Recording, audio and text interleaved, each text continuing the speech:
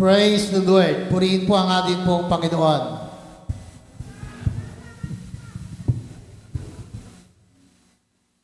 Tayo po'y dadako sa salita ng ating pong Panginoon.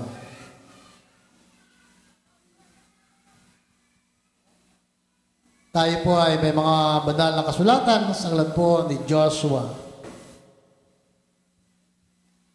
Sabi dito sa aklat po ni Joshua, chapter 1,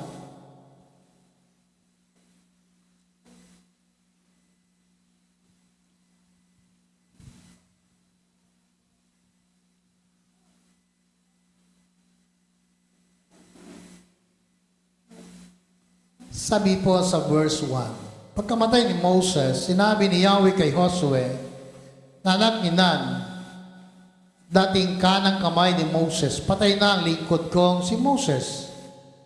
Pandayin mo ang buong Israel at tumawid kayo sa ilog Jordan patungo sa lupaing ipinangako at lupaing ipinagkaloob ko sa inyo.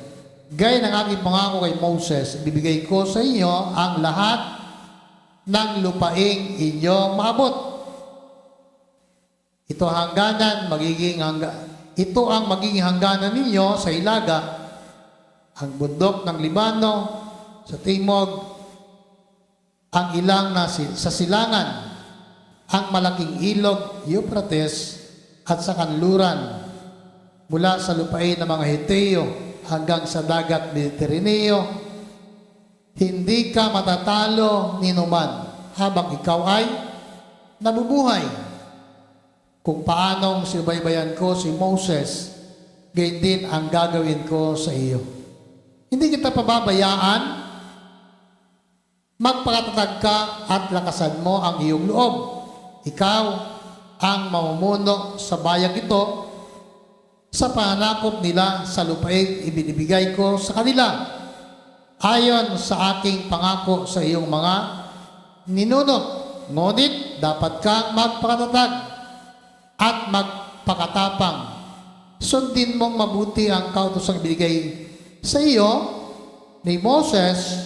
Huwag mong susuwayin ang anumang itinagubin doon at magtatagumpay ka sa lahat mong gagawin. Huwag mong kaligtaan basahin ang aklat na iyon. Dilihin mo iyon araw-gabi upang matupad mo ang lahat ng nasusulat doon. Sa gayon, giginhawa ka at magtatagumpay. Hallelujah. Glory to God. Pinagpala po ng Panginoon ang mga salita niya na atin pong nabasa. Amen. So, alam na po natin ang istorya. Paliwanag po sa Bible na si Joshua, siya po ay naiwan bilang successor ni Moses.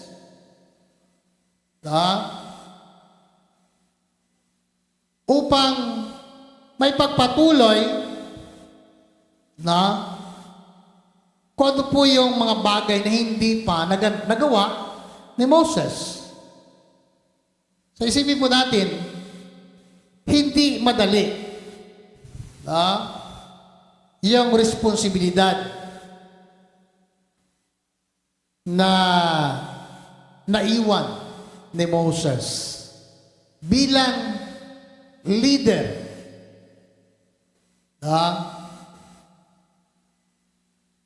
Nakita po natin na si Moses, bagamat siya po yung pinili ng Diyos para ilabas ang mga Hebreo o Israel galing po sa Egypt. Kumbaga, almost 40 years na paglalakbay. Isipin natin, yung 40 years na travel, tingin ko kung sa panahon natin ngayon, na sa loob ng 40 taon, maiikot ng tao ang mundo ng maraming beses. Tama ba?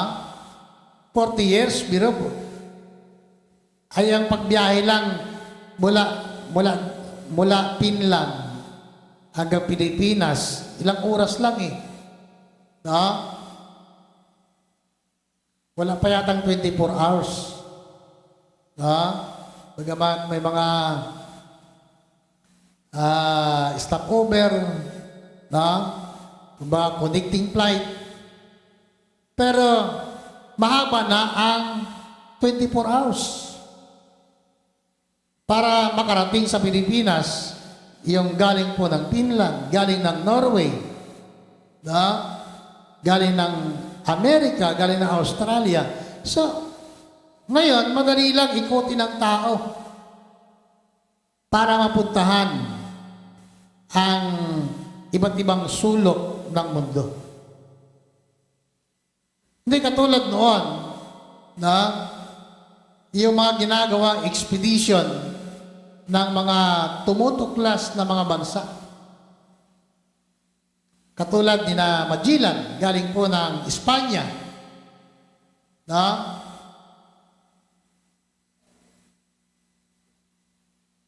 Kung ilang buwan, no? Humaaring sabihin natin taon pa ang abutin bago sila nakarating ng Pilipinas, pero hindi naman siguro. Kasi ang galyon ng unang panahon, na mabilis naman yan eh, pagka malakas ang hangin.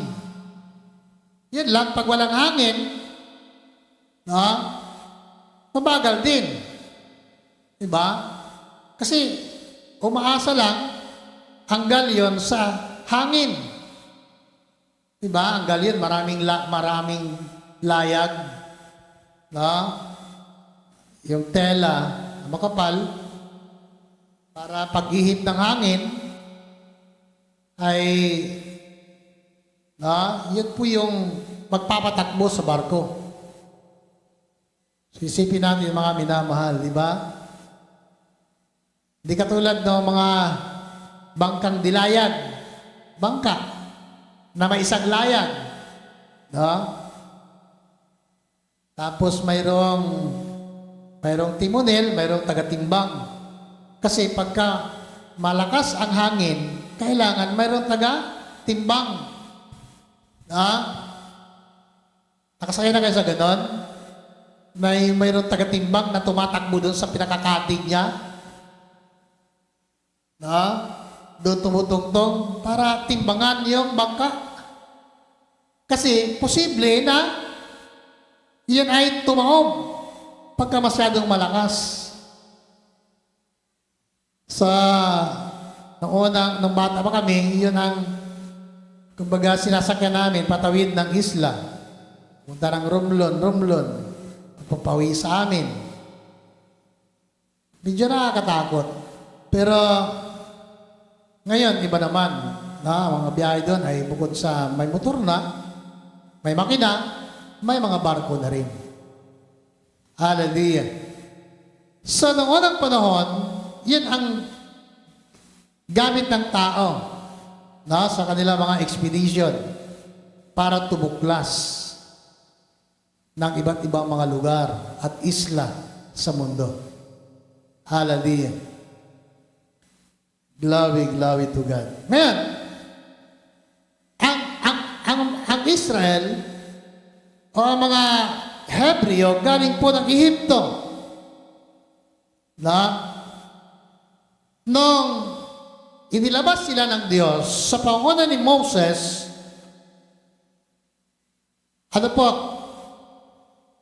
sana galing po doon sa Egypt hanggang sa Canaan,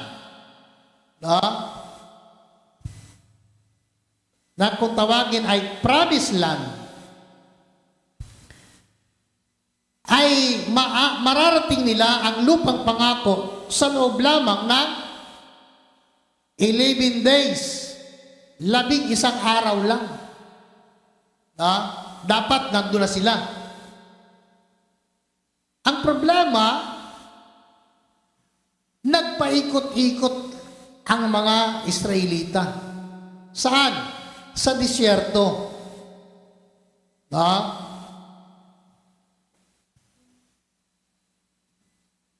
Nagpaikot-ikot sila. Bakit? Dahil sa kanilang pagsuway.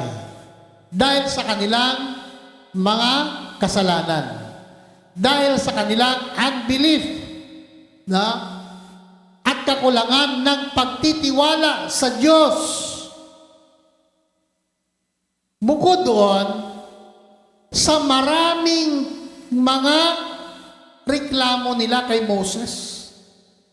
Ang mga Israelita ay mga taong mga reklamador. Nandiyan pa kayo? Ba't reklamador naman, pastor? Sa Bisaya kasi, pag palagi kang nagreklamo, ang tawag sa iyo ay reklamador talaga yan. Hello? Nandiyan pa kayo? Diba? Kahit sa komunidad. Alam mo, isa kang member ng komunidad. Subdivision Eastwind. Kung ano makita mong problema, magreklamo ka sa huwa. Araw-araw may reklamo ka sa kapitbahay, reklamo mo yung aso ng kapitbahay, reklamo yung mga chismosa mong kapitbahay. Araw-araw may record ka sa huwa. At tawag sa iyo ng mga opisyalis doon, reklamador ka. Diyan pa kayo? Kasi marami kang dinudulog na reklamo. Ang mga Israelita, araw-araw ay may mga problema. May mga reklamo kay Moses. Ano yung pinakakumo na reklamo nila? Walang tubig. Iyan ang pinakakumo na reklamo, di ba? Kasi nga araw-araw, kailangan ng tao ang tubig. Kaya reklamo sila kay Moses. Moses, dinala mo kami dito sa ilang para patayin sa uhaw. Patayin sa gutom. Hallelujah. Diba? Kasi nga, nung nandun na sila sa ilang, kumbaga, kung gusto nilang kumain, wala silang makain. Kasi nga, nasa ilang sila. Diba? Kaya, sabi ng mga tao, mabuti pa sa Egypto. Doon may pipino, may sibuyas. Sa Egypto, maraming karne. Sa isipin natin mga minamahal, kasi sa loob ng mahabang taon, kung di ko magkakamali, almost 400 years na sila ay alipin. Sila po ay alipin sa Ehipto. Dumami na ang kanilang lahi doon. Kumbaga, komportable na sila sa kanong buhay. Di bali na alipin tayo, at least busog tayo lagi. Kaya yung mentalidad ng mga Israelita, dahil nasanay sila sa ganong buhay, walang laman ang kanilang isipan kundi mga bagay na ilalagay nila sa kanilang tiyan. Karne, karnalidad. Diba? Hallelujah. Kahit sa buhay Kristiyano, hindi lahat ay masabi mo totoong mananampalataya o totoong Kristiyano. Kasi nga, sa bawat mananampalataya o bawat iglesia, hindi lahat ay mayroong malalim at matatag na kaispad bilang isang mananampalataya. Diba? Siyempre, hindi naman pari-parehas ang antas ng pananampalataya ng tao. No? Sa bawat iglesia, mayroon dyan na although na, siyempre, dumadalo, nagsisimba, pero ang kanyang kaisipan ay mga bagay pa rin na nasa mundo. Di ba po? No? Pero ba kayong kilalang Kristiyano na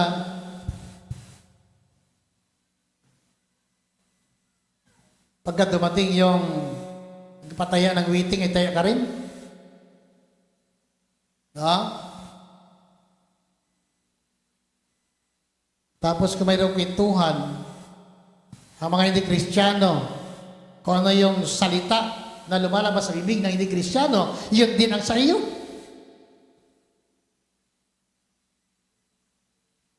Andyan pa kayo? Ha?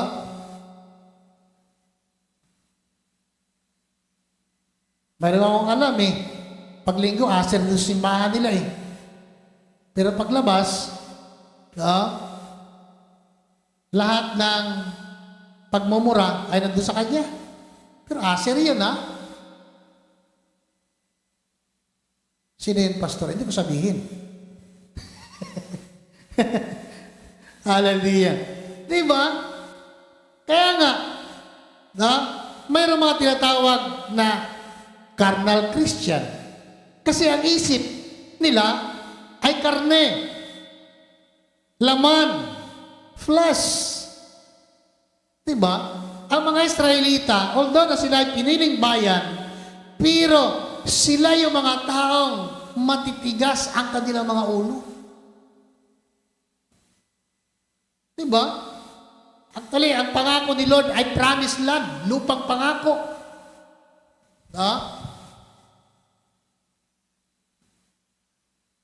Doon sa Montalban Heights, ang pangalan ng lupa doon ay promised land. May promised land doon, pinangalanan nila. Ang problema, parang yung iba nagbakod na. Ako na iwan. Sana kayo kakoy mga kasama namin? Bakit nagbakod na sila? Kami wala. Ay promised land pa naman yun. Kaya sundaro, singilin ko yung mga kasama namin. Promised land. Ako maganda. Hallelujah. Parang simbahan ni Pastor Goro sa Mindoro, ang pangalan ay Promised Land. Hallelujah.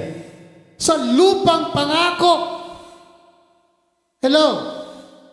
Alam niyo ba ang itsura ng lupang pangako? Sabi ng Bible, ang Kanaan ay dinadaluyan ng pulot at gatas. Hallelujah. Siguro ang mga bukal doon, gatas ang lumalabas. Dinadaluyan ng pulot at gatas.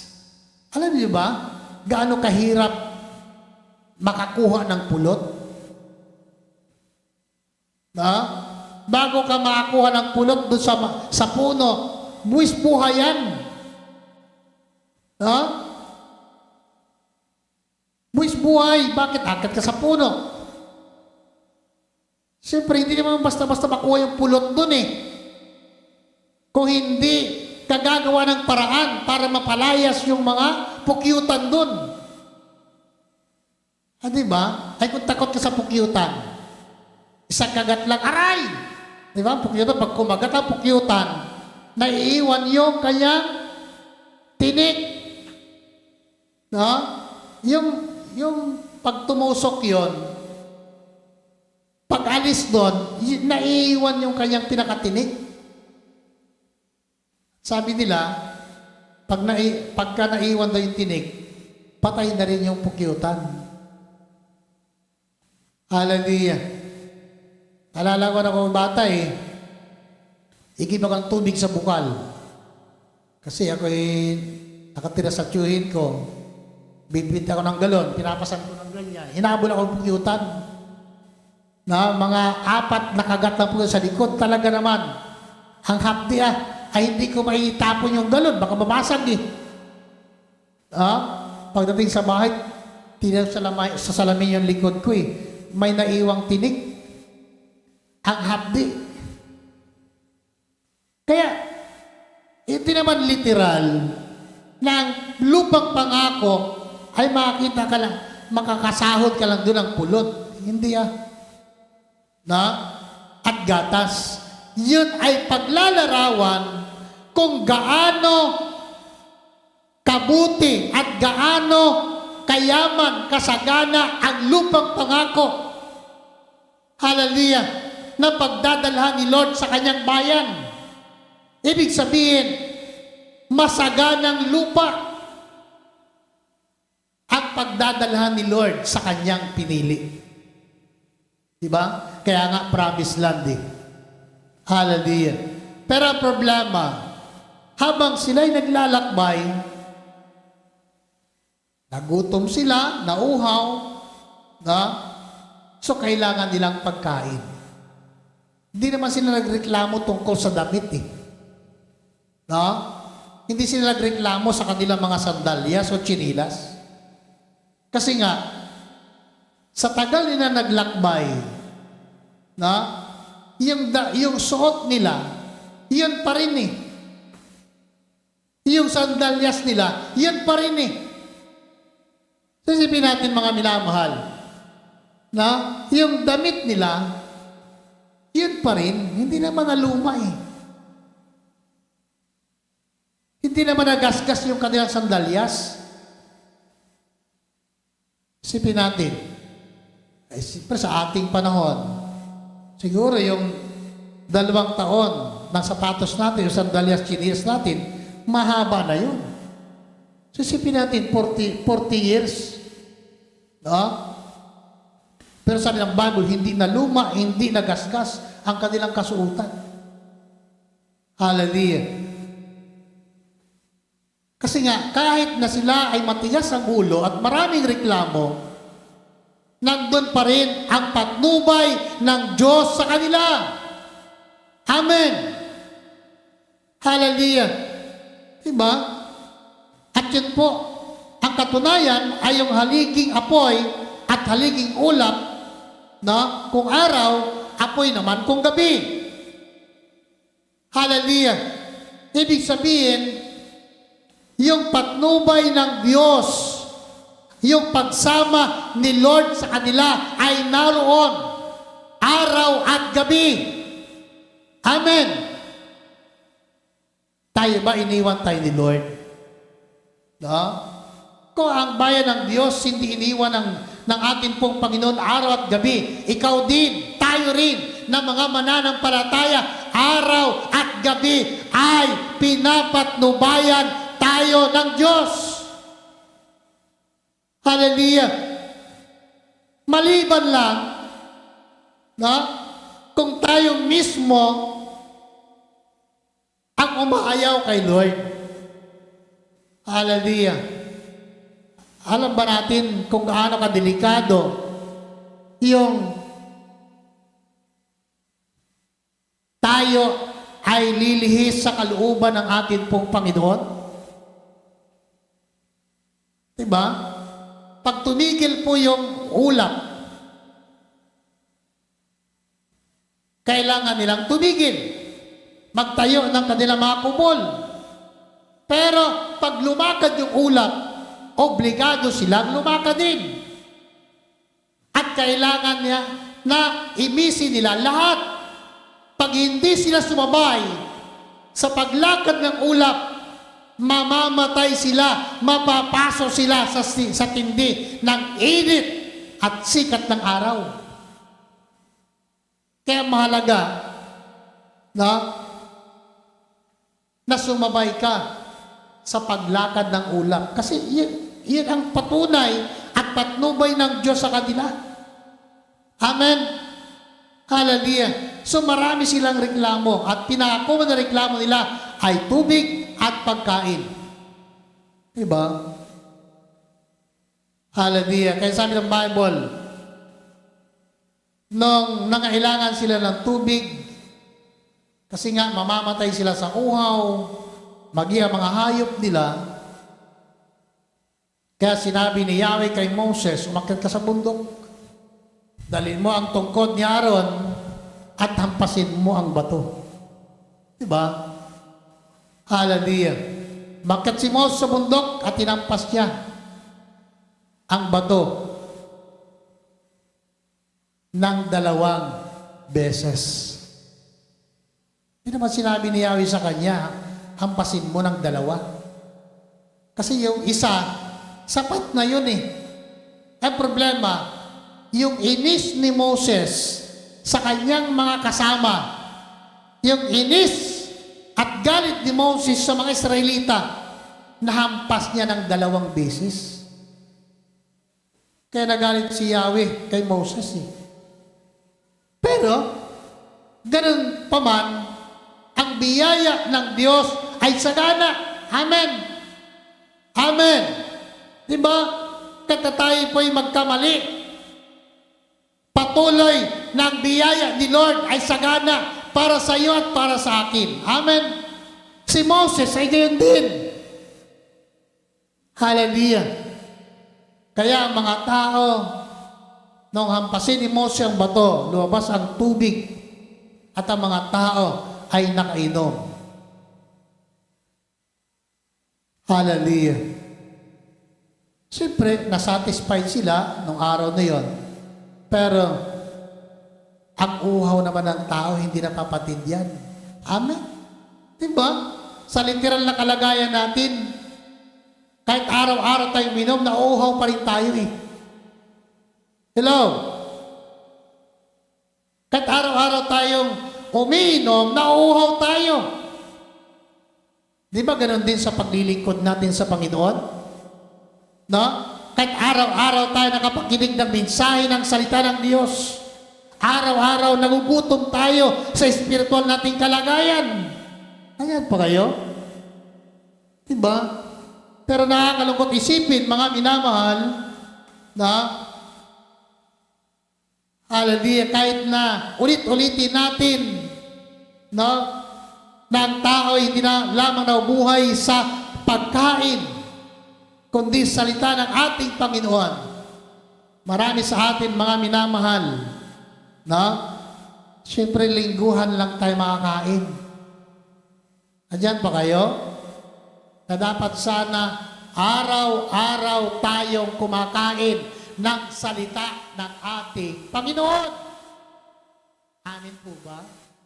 Di ba? Dapat araw-araw tayong kumakain ng salita ng Diyos.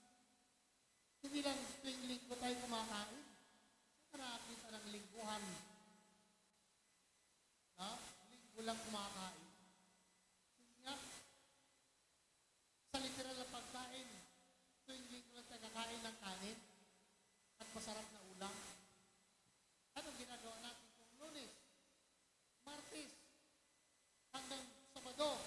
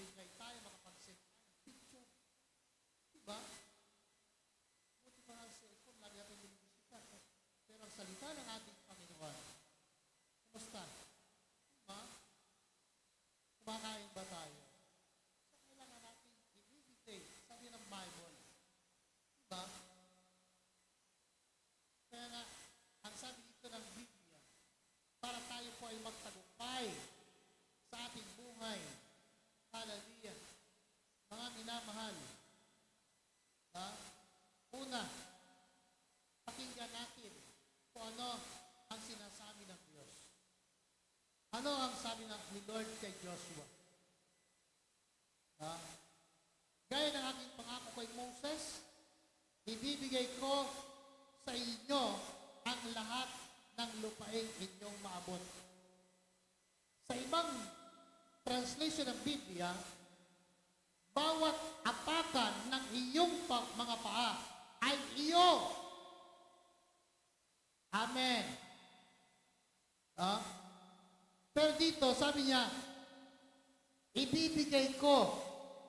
Sabi ni Yahweh, ayon sa kanyang pangako, ibibigay ko sa inyo ang lahat ng lupain inyong maabot.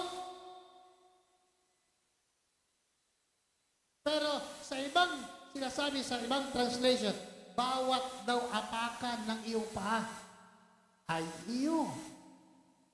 Pwede mo yun? Pwede. Diba?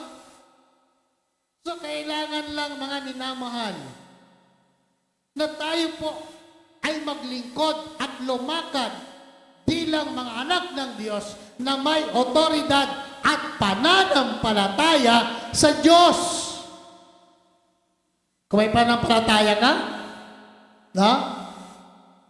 mangyayari sa iyo kung ano sinasabi ng Bible. Kasi yun ang pangako ni Lord.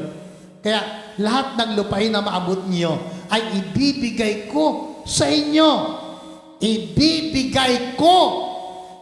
Mismo ang Diyos ang nagsasabi nito. Amen? Sino magbibigay? Si Lord. Hallelujah. Praise the Lord. Kaya si Brother Noel kahapon, nagbakod na ng lupa doon sa Promised Land. Hallelujah. Kasi nga, tayo, alam nga, kung mayroon mang mga taong may karapatan na umangkin ng lupain sa Pilipinas, tayo mga Pilipino. Amin po ba? Pilipino ako. Sabi nga, Pilipino tayo. Pero ang nakakalungkot, maraming Pilipino na mga dayuhan sa sariling bayan. Bakit? Walang lupa na sarili sa Pilipinas.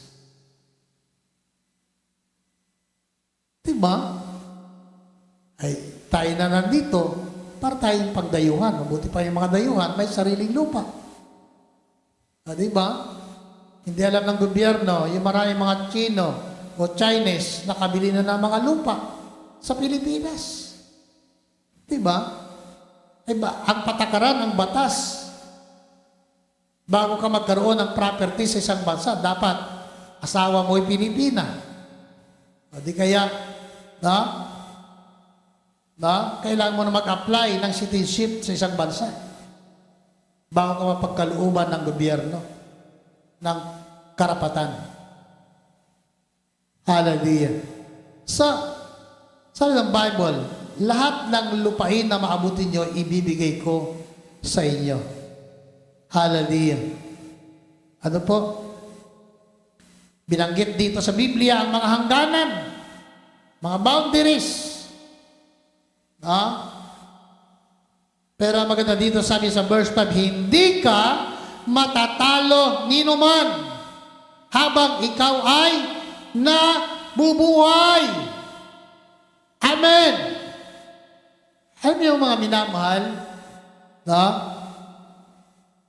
bilang mga anak ng atin pong Panginoon, ano po ang mensahe ni Lord sa atin? Hindi ka talunan. Amen. Kung Kristiyano ka, hindi ka talunan. Huwag kang papayag. Kristiyano ka eh.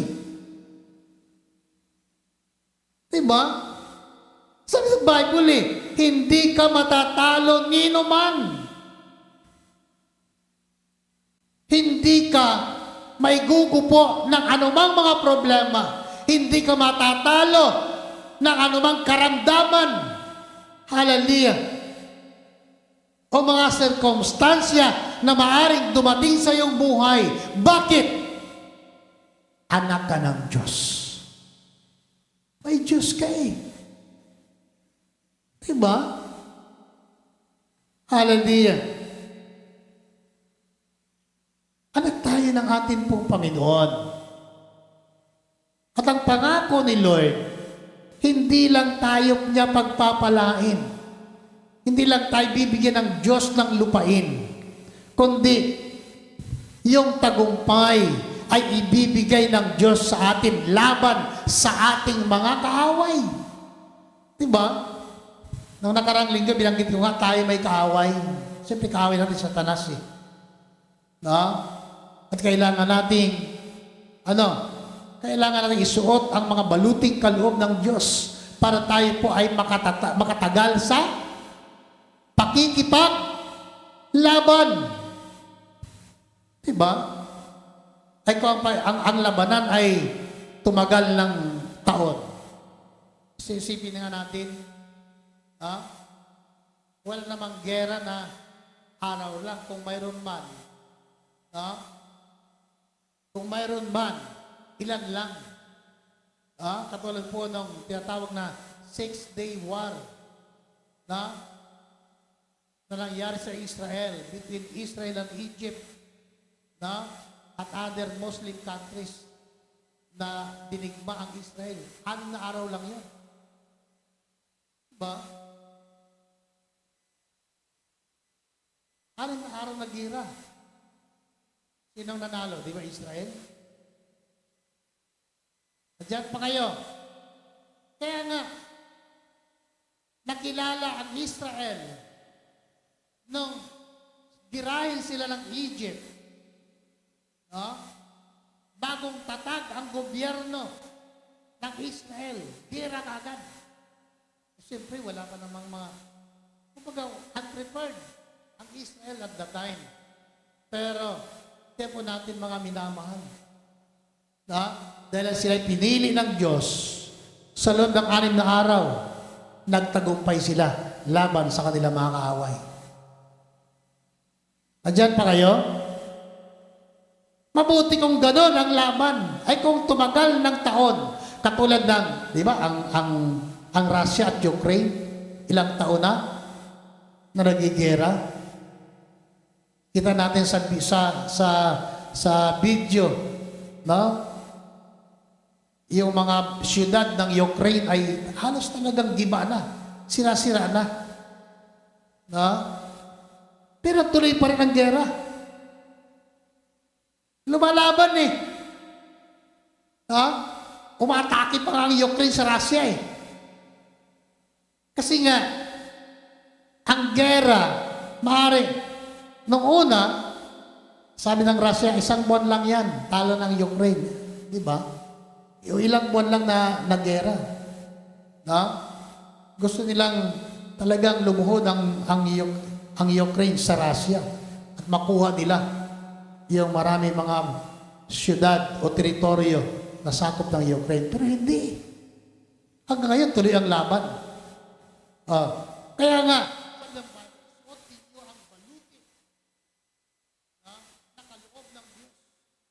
tumagal kayo sa pakikipaglaban.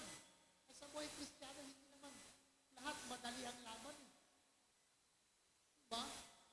Ang problema pa, sabi ng Bible, we are wrestled not against flesh and blood, but against powers. Hallelujah. Against the darkness of this world. Against principalities of the air. Kasi kalaban natin, hindi natin nakikita, hindi tao. Pamagitan ng laman at pugo. Ang paglaban natin, laban sa kapangyarihan ng kasamahan. Hallelujah. Kaya sabi ng Bible, taglay ninyo ang kalasag na kaloob ng Diyos. Ang tabak ng salita ng ating pong Panginoon. Amen.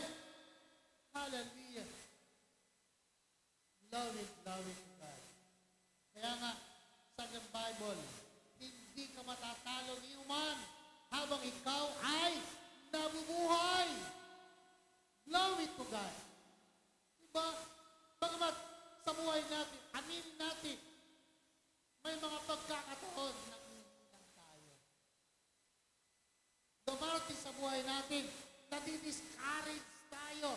Parang ayaw natin mag-pray. Ayaw natin magbasa ng salita ng Diyos. Ayaw natin magsimba. Ayaw natin makinig sa mga mensahe ni Lord.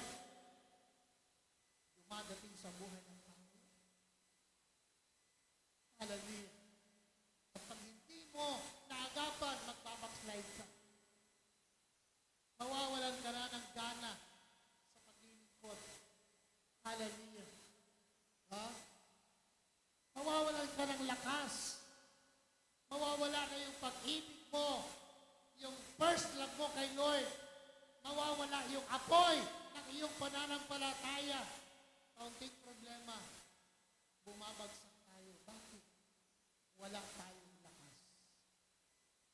Hallelujah. Pero, balikan natin ang salita ng Diyos. Anong pangako ni Lord kay Joshua?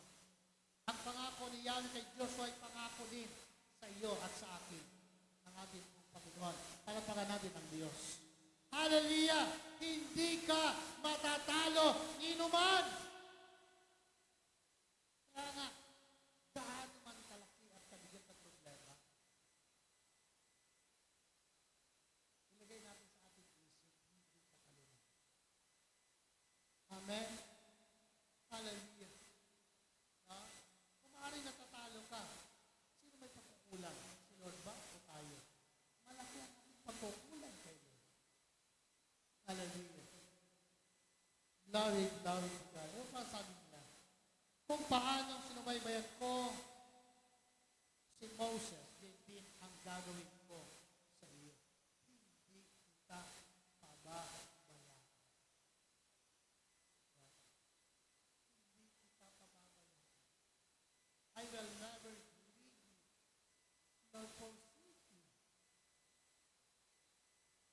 Kung ba tayo iniwan ng Diyos? Wala na tayo pinaglingkod sa tao. Iniwan ka ba?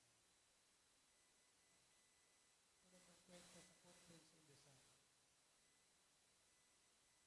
Nung dumating sa point na hirap na hirap ka. Napakiramdaman parang iniwan na sa mundo. Ngunit nung lumingon siya sa kanyang likuran,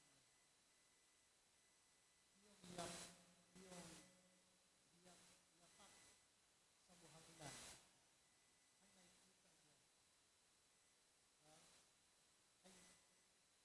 isang tao na lang ang naglalakad. Ipinaliwanag sa kanya ng Lord sa panahon ng kahirapan, sa panahon na siya ay discouraged, sa panahon ng problema, ang ginawa ni Lord sa kanya, pinarito.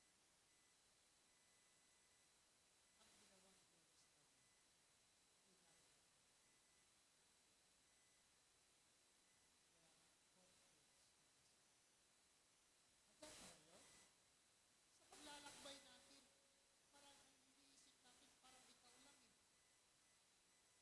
No? Parang ikaw lang nakakaranas ng problema. Ikaw lang nakakaranas ng pag-uusig. Ikaw lang nakakaranas ng pag-insulto ng ibang tao. Pero hindi mo alam. No? Once na ikaw ay tinutuya, ininsulto ng iba, sino ang kanilang ininsulto? Di ba? Ang Diyos na pinaglilingkuran mo. Andyan pa kayo? Amen. Kaya huwag natin isipin na iniwan ka ng Diyos. Ang pangako ni Lord, I will never leave you. I will never forsake you.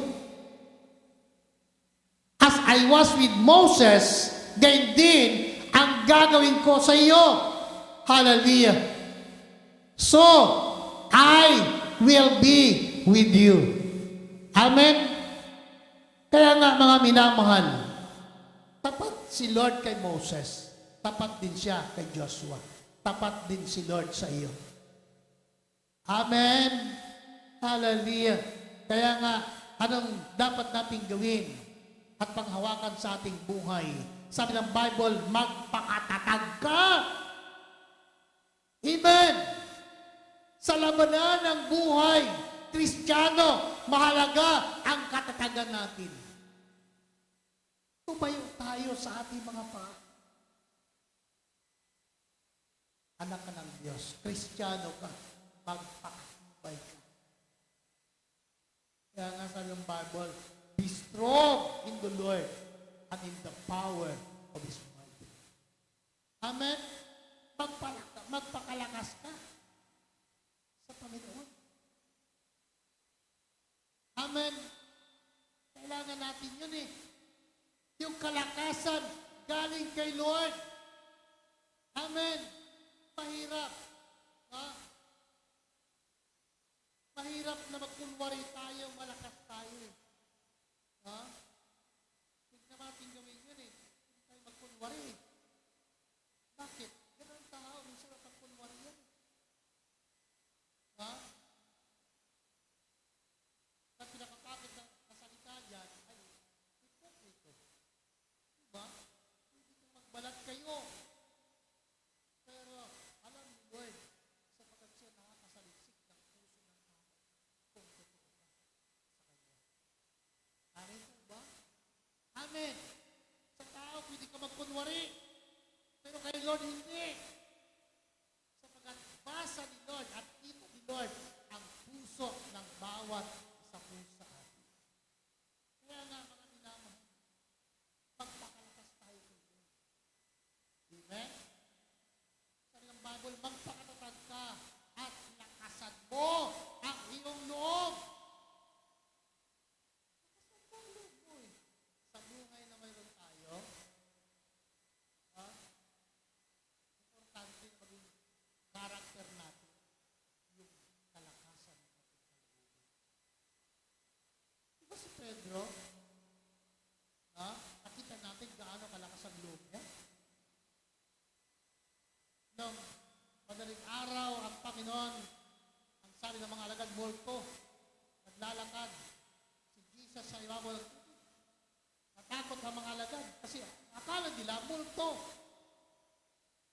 Hallelujah. Pero lang sabihin, huwag kayong matakot, ako ito. Sabi ni Pedro, kung ikaw talaga yung Panginoon, na pumunta ko riyan. Sabi ni Lord sa kanya, halika! Si Pedro hindi ang dalawang isip. No? Nung marinig niya ang paanyaya ni Lord sa kanya na halika, kaagad-agad, si Pedro ay buwabas sa bangka at naglakad sa ibabaw ng tubig. Lakas ng loob. Nandyan pa kayo? Kaya sa atin, sabi ng Bible magpakatatag ka. Sabi ni Yahweh kay Moses, kay Joshua, magpakatatag ka. Lakasan mo ang iyong loob. Amen po. Yung encouragement ni Yahweh kay Joshua ay gayon na lamang. Bakit? Hindi madali ang posisyon na kanyang mamanain at ibinibigay ni Lord sa kanya bilang tagapangasiwa, bilang kahalili ni Moses as a leader of Israel. Hallelujah. Kaya nga, kung mahina ang loob mo, ay wag na lang. Diba? Kasi nga sa pananampalataya at paglilingkod, kailangan dito malakas ang iyong kalooban. Pag sinabing lakas ng loob, tatag ng pananampalataya kay Lord. Amen. Amen. Lakasan mo ang iyong loob. Lakasan mo ang iyong pananampalataya. Hallelujah. Kasi nga, hindi biro. Hindi madali. Sa buhay Kristiyano, walang shortcut. Bago ka i-promote ni Lord, dadaan ka sa proseso ng Diyos. Iba't iba ang pagdadaanan natin. Maaaring makaranas ka ng problema o karamdaman, sakit. Hallelujah. Para hadlangan ang iyong pag-unlad at pag-usad mo. Pero yan ay proseso na ginagawa ni Lord para ikaw ay ma-promote niya. Amen po ba? Hallelujah. Lagi, kapatid, tanda natin, dinadaan tayo ni Lord sa proseso. Sabi nga na isang mga ngaral, total naglingkod ka na kay Lord.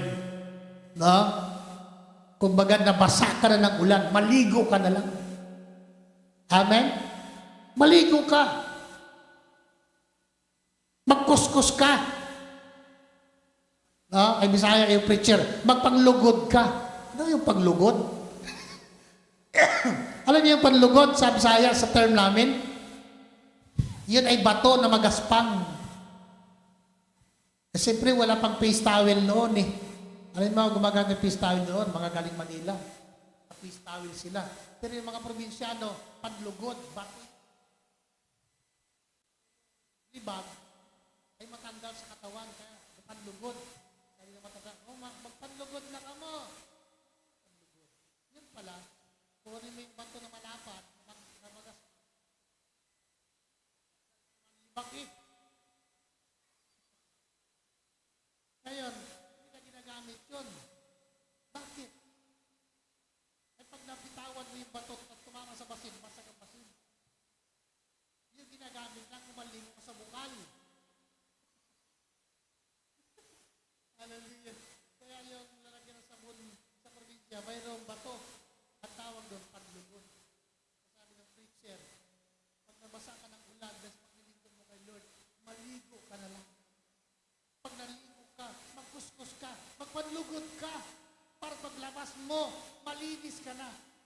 Kaya sa buhay Kristiyano, no? Bakit? Malapit na dumating si Kristo. Dapat magpanglugod ka. Diba? Kasi sabi ng Bible, without spot, without wrinkles. Dapat wala tayong mansa, wala tayong bahid. Diba? Wala tayong dungis. Kaya yung mga dungis na yan, dapat ginalugod yan. Kuskus yan. Para pagdating ni Kristo, ay makasama tayo sa rapture. Amen! Amen ba? Hallelujah! Kaya nga mga minamahal, no? Magpakatatag tayo. Lakasan natin ang ating loob. Amen! Hallelujah! No?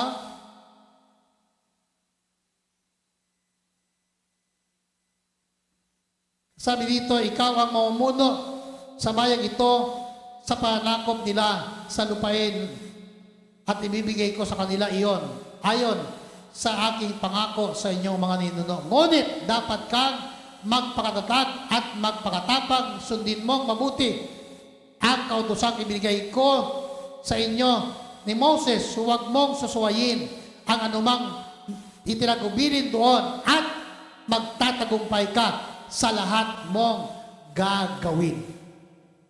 Hallelujah. So, kita po natin mga minamahal. Ang instruction ni Lord na sundin mong mabuti ang kanyang mga tagubili. Hello? May tagubilin si Lord sa iyo at para sa akin. Anong kailangan? Sundin nating mabuti. Hallelujah. Diba? Alam niyo yung gusto ni Lord sa atin? No? Hindi naman hangad ni Lord yung ating mga handog eh. Ang importante kay Lord, yung pagsunod. Bakit? To obey is better than sacrifice. Palapakan natin ang ating pong Panginoon. Ang pagsunod sa Diyos ay higit kaysa ating mga handog o sakripisyo. Diba? Yung pagpunta natin sa Diyos, sakripisyo yan eh. Hello? Pagbibigay natin ang ating mga opera, sakripisyo yan. Pero ano mahalaga kay Lord? Yung puso natin na marunong sumunod sa kanyang kalooban. Hallelujah. Diba? Pag tayo naglingkod kay Lord, pababayaan ba niya tayo? Hindi. Sa pangako sa Bible yan eh. No? Sabi ng ating pong Panginoon, as I was with Moses, no? Ganyan din ang gagawin ko sa iyo. Sasamahan kita. Hindi kita pababayaan. Hindi kita iiwan. Diba? Napakabuti ni Lord para sa atin. Yan din pangako ni Lord sa iyo at para sa akin. Bakit? Hangad ng Diyos ang iyong tagumpay. Palapakan natin ang ating pong Panginoon. Hangad ng Diyos ang tagumpay mo bilang kanyang anak. Bakit? Sino ang mapaparangalan kung ikaw ay maging successful bilang Kristiyano? Ang Diyos na iyong pinaglilingkuran. Purihin po ang ating pong Panginoon. Tayo po ay tumayo. Tayo po ay magtatapos sa panalangin. Hallelujah. Magpapatuloy ang ating pag-aaral na sa sunod na mga linggo.